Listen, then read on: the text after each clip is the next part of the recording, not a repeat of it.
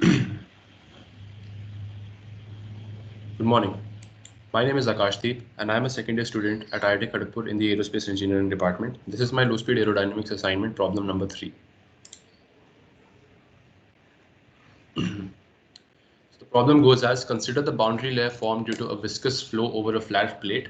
How does static pressure, stagnation pressure and vorticity vary in a boundary layer along and normal to the wall?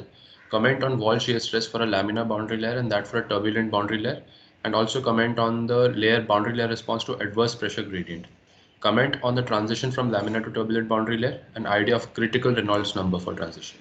For boundary layer on a flat plate, use a pitted static tube and a manometer. How would you measure the static pressure, stagnation pressure along and normal to the wall? How would you measure the thickness of boundary layer using these instruments? All right. So, talking about the definition of a boundary layer, I would start with explaining what a boundary layer exactly is. So, if you consider this is the flat plate, then uh, considering the viscous effects are contained within this a thin layer that is formed before the flow over the flow. Here it is V infinity. This is a thin layer. This is called boundary layer, and all the viscous effects are contained in this. And one important observed condition is that just near the plate, it has a no slip condition. The velocity of the fluid just attached to the surface of the plate is 0. That is called no slip condition. No slip condition, and the temperature over here will be equal to the temperature of the surface, that is called wall temperature, that is TW, wall temperature.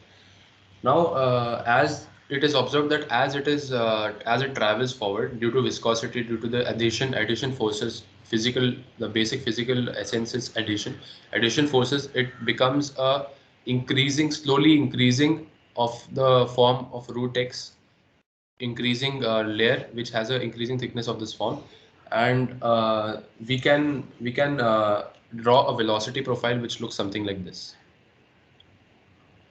And if you consider particularly the shear stress that is acting on the fluid, that is given by this.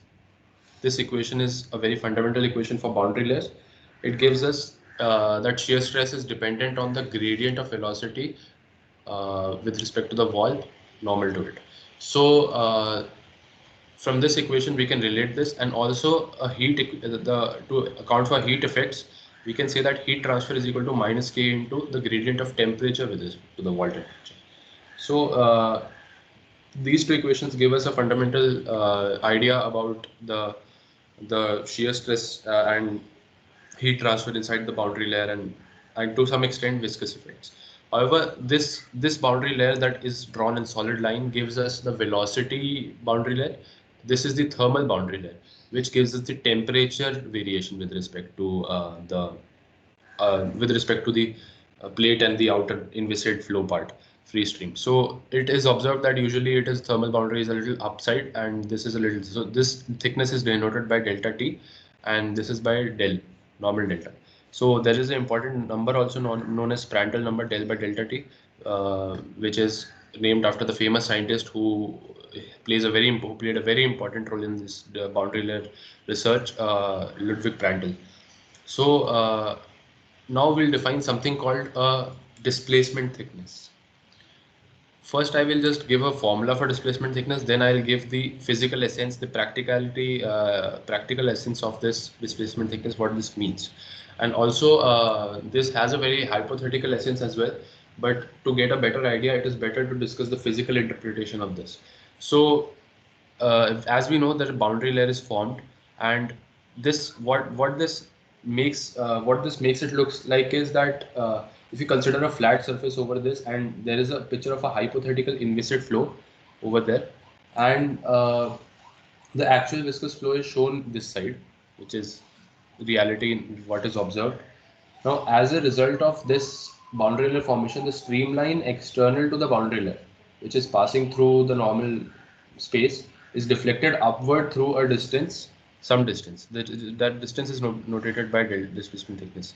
Now, from the point of view of the inviscid flow, the body becomes the body surface plus the boundary layer.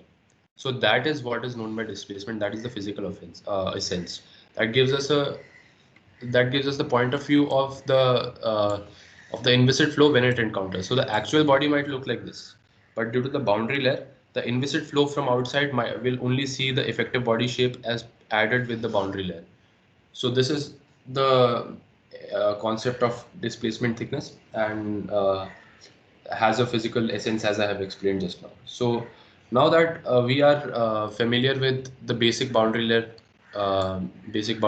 concepts that I have explained each and every term over here, at what is displacement thickness, heat transfer, wall temperature X, and how it varies, and what is this, and what is the temperature profile, and various things that you can see in these diagrams, which are taken from John Anderson's Fundamental of Aerodynamics, have been explained very well. So let's move on to the next part, and we will discuss about the furthermore details of boundary layers. Now we will discuss, as we already know that the most fundamental equations in the entire of fluid dynamics are Navier-Stokes equation. But when we simplify them in terms of the boundary layer, they are called boundary layer equations, and they are simpler than that. And Navier-Stokes equation, as we know, are very hard to solve, and the general solution does not even exist. Use numerical methods. However, this boundary layer method makes it easier to study the equation and simplifies it. So when we consider the fundamental Navier-Stokes equation, and we perform a little bit of mathematical operations on it. So for example, your entire Navier-Stokes equation will be something in terms of the non-dimensionalized form of momentum equation. It will look something like this form, and it will be a huge equation, which I shall not write now. It will include Reynolds number, Mach number, and specific heat also.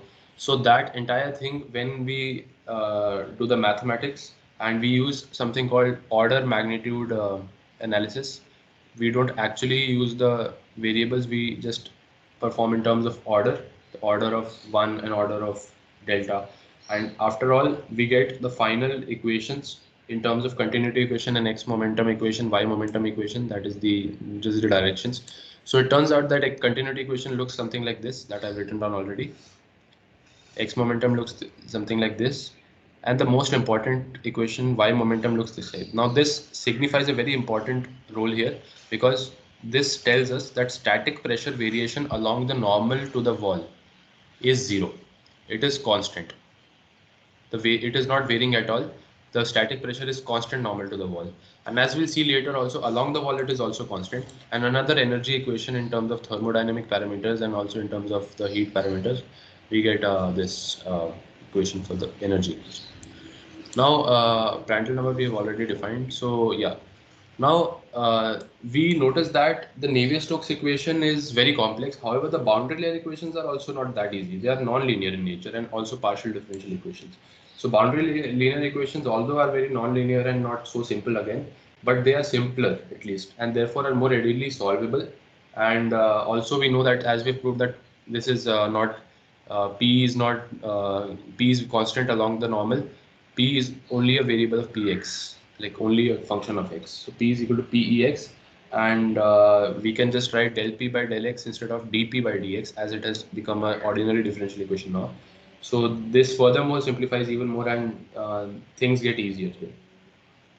Now, the most curious question that comes up is, how do we solve the boundary layer equations? I mean, so these equations can be solved two methods basically. Just one is the classical method, that is our classical solutions, which are very commonly known, and if they work, they're very easy.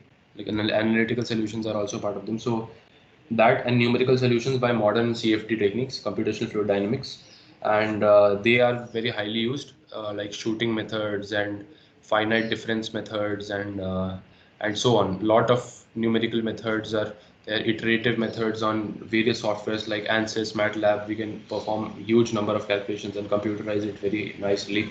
That gives us very good results. So this is how to solve. This is very general in aerodynamics, but just to make sure that we are understanding boundary layer equations well. So this is how boundary layer equations, this was mostly about boundary layer equations. Now I will go about the different characteristics and fundamentals of a boundary layer. before we just discuss about laminar turbulent. That will be included later in the oncoming discussion only.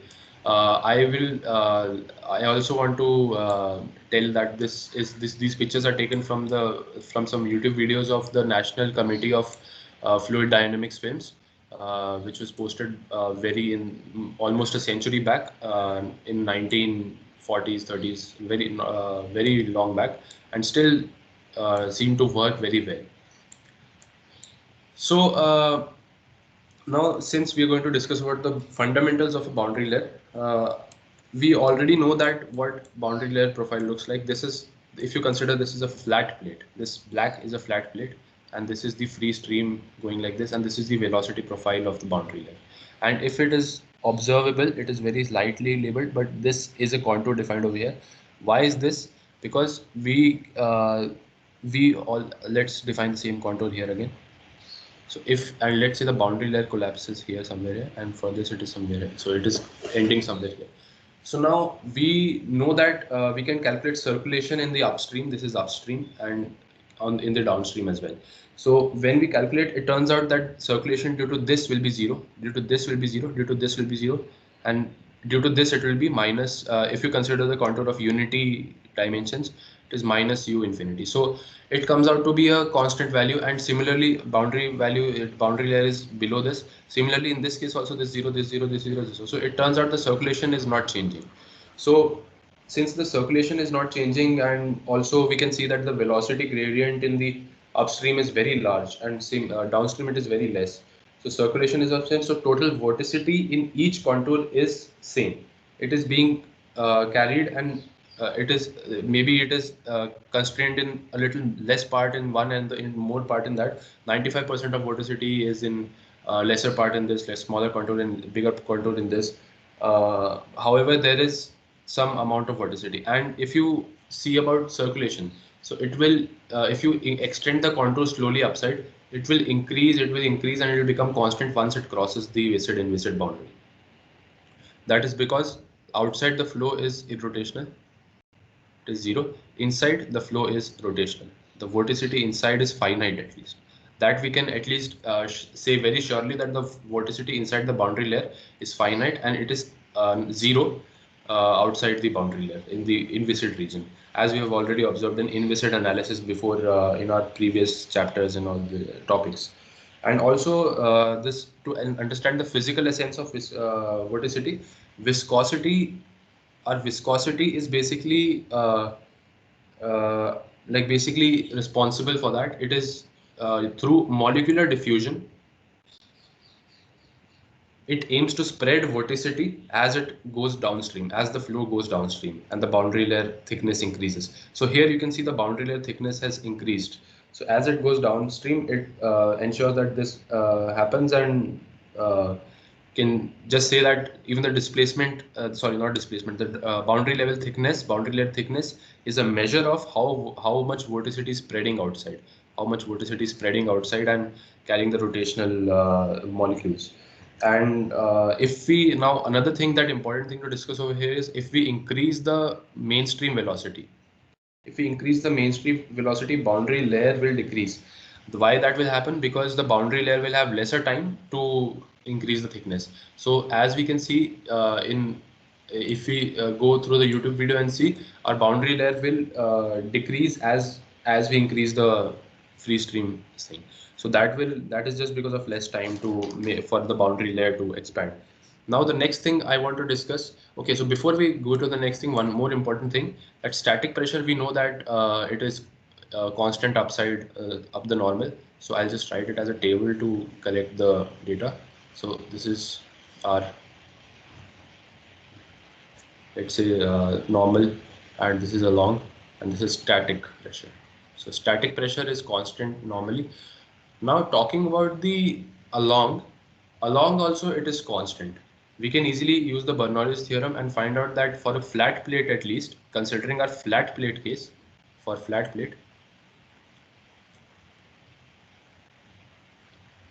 the velocity gradients are not like, using Bernoulli's equation and the velocity gradients, you can say it is constant only. And as far as stagnation is concerned, it is easily observable that there is a velocity gradient normal to the wall. So that means there should be a del u by del y is existent, and stagnation pressure depends on the velocity because it's half rho v square. So since the velocity gradient is changing, it is increasing, stagnation will also increase, pressure will also increase. And as it goes this side, stagnation will decrease because our velocity gradients are like here the velocity gradients are very you can, as I had said before, that velocity gradients in this upstream are large and velocity gradients here are low. So it has decreased as it went like this. So it has decreased. It increases normally and decreases like this. So this is one another variation. And third variation, you can just say maybe vorticity. Vorticity is, you can say, inside the boundary layer. I had already explained that it is finite. Inside it is finite, and as we expand the, it depends on the contour actually. The circulation depends on the contour. Vorticity is just finite or infinite. So we can just say that we don't need a to find the perfect, what is the trend of vorticity, we have to know the velocity profile and properly. So that depends on that. And but usually we can easily see that velocity, this vorticity is finite inside the boundary layer and outside it is 0.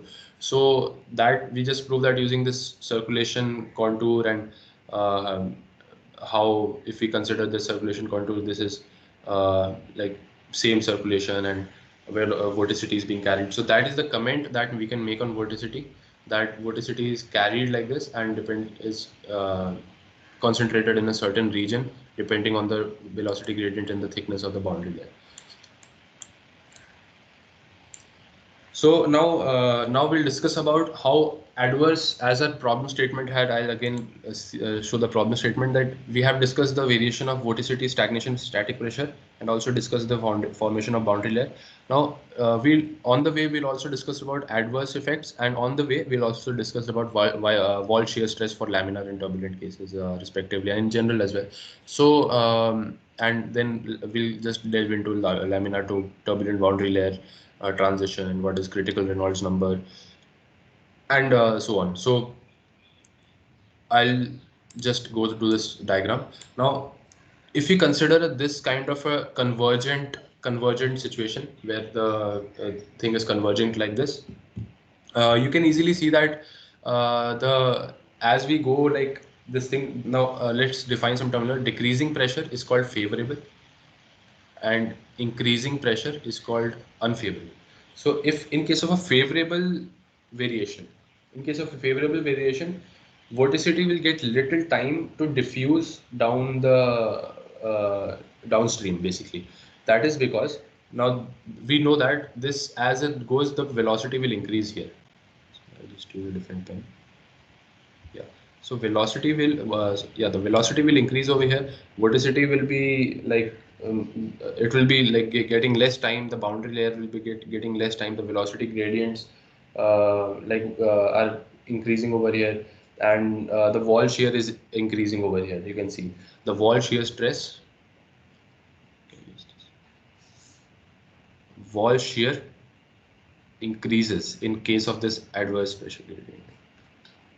In case of favorable gradient, pressure gradient. So vorticity gets little time to diffuse downstream, and it is like thinner boundary layer and near walls, and you can see like this is this, and this is decreasing. The slope of this is decreasing. You can see easily, approximately. So there will be a higher wall shear stress in this case, and the other case I will explain how it will be a bigger wall shear stress case, and that will be unfavorable case. So just parallelly discussing both of them. I've not put the image for a unfavorable case, but it'll look just opposite of this, a divergent case, and it will ensure that the boundary layer will increase. The boundary layer will increase just opposite to this, and the velocity gradients will be lesser, and wall shear will decrease. So here wall shear will decrease. Decreases. This decreasing and decreasing. This is unfavorable case. So in this case, wall shear will decrease. Now, just as a measure of maybe you can say just as a knowledge that in case of a Have I put the image here? Yes, I have. So this, sorry, I had put an image of the unfavorable case. Just as it diverges, there is a certain point at which the velocity, as I said, velocity gradient is decreasing. So velocity gradient at a point becomes so small that it becomes so small that there is a the wall shear stress becomes zero. It becomes so small that the wall shear stress becomes zero, and because of that, there is something called separation at this point called separation point. And this process at this, what is happening is called reversal. As the air is reversing, it is recirculating, and it is basically naturally you can see that it is at this particular point, it is recirculating, like it is in a very in a circular fashion. You can approximately see it is happening like that. And this was about the separation point concept, and what exactly is that happening here. And at this point it is zero wall shear stress, and this is how it is happening for unfavorable case. So I think we have discussed well in this domain also. And the next thing that I want to discuss about is the, as in the problem statement has been listed, we have discussed about wall shear stress, uh, and okay, laminar and turbulent we'll discuss. Wall shear stress in general we have discussed. For laminar, as we go into laminar turbulent theory, we'll discuss on that also. Adverse pressure gradient we have discussed, so this is done. And now we have to discuss about laminar and turbulent, and also about the transition of laminar turbulent. So this will help us solve half of our problem statement. Now this image that I've again courtesy to National uh, Committee of Fluid Mechanics Films, I will just explain this picture, a small briefly. So this is basically a laminar to turbulent transition. Now laminar to turbulent transition is very, I mean, it's a very a complicated process, you can say. And turbulent is a very turbulent analysis is a very till date it is a very complex topic, and is studied. People have spent their professional lives to study it, and it is still being pursued in research. So talking about this, I would just basically just discuss what these different domains are. So if you observe roughly, there is one 2D wave, laminar wave, that is going 2D wave. And then there is a subsequent flow turns into transition flow. That is also very famously a phase called Tolman scaling waves. Tolman scaling waves. I just I'm not sure the spelling, but something like this. Yeah, scaling waves. And then this transforms to the 3D disturbance shortly after, and 3D disturbances. Somewhere here you can see 3D disturbances. This is, you can see this is laminar, this is somewhere here will be Tolman, and this will be, the final will be turbulent, proper turbulent flow. If you go into detail, we can still study this in very detail, and it's very much in research, and it's highly opted for topic. And this is the basic idea of laminar to turbulent transition. And if you consider on a flat plate, so if you have something like this, and this was the velocity profile. So I'm just drawing the velocity profile with this. Yeah. So this will be u infinity in the end, and this initially it was laminar, this, and shortly after it took some transition over here, and here again it is turbulent boundary layer. It is very turbulent like this. It can be any arbitrary stir. Yeah, u infinity. This is turbulent. This is laminar. And you can say at this point, this is transition. And even in turbulent, there is a, while there is a turbulent formation, there is a decaying, very small, near the surface, laminar sublayer.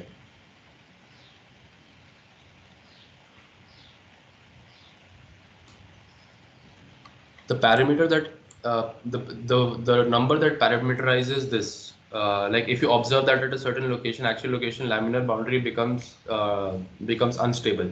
Physically, this means that disturbances in the flow grow in amplitude. The 3D disturbances, these grow in amplitude, and for stream turbulence, like wall roughness, acoustic signals may be among the sources of such disturbances.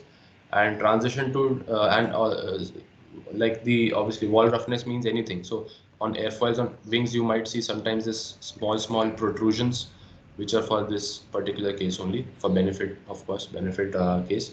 And transition to turbulent flow is thus like initiated with instability in the laminar flow. So now there is like as I said, Tolmien Schlichting waves. So the theoretical analysis of Tolmien and Schlichting in early 20th century actually, it was shown that the unstable waves could exist if the Reynolds number was 575. So I was talking about some parameter. That parameter is Reynolds number. So Reynolds number can, if 575, it can exist.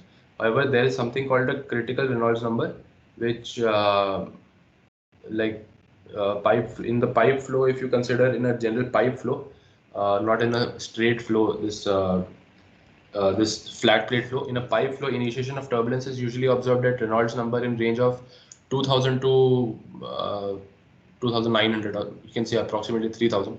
So in this, it's a very wide range. It's very it can be made 2700 as well. So in this particular range it is observed, and this at the part where it like transition occurs is the idea of a critical Reynolds number. That critical location, it is very critical that transition laminar flow undergoes an instability and transforms slowly into 3D disturbances, amplitude magnify, and it becomes a turbulent final layer. That at that point it is called a critical Reynolds number. For a pipe flow, it is approximately 2000, 3000. So I just gave an example of a pipe flow, and this is about the Reynolds, sorry, the laminar to turbulent transition flow. And I have already explained about why that plane protrusions are there.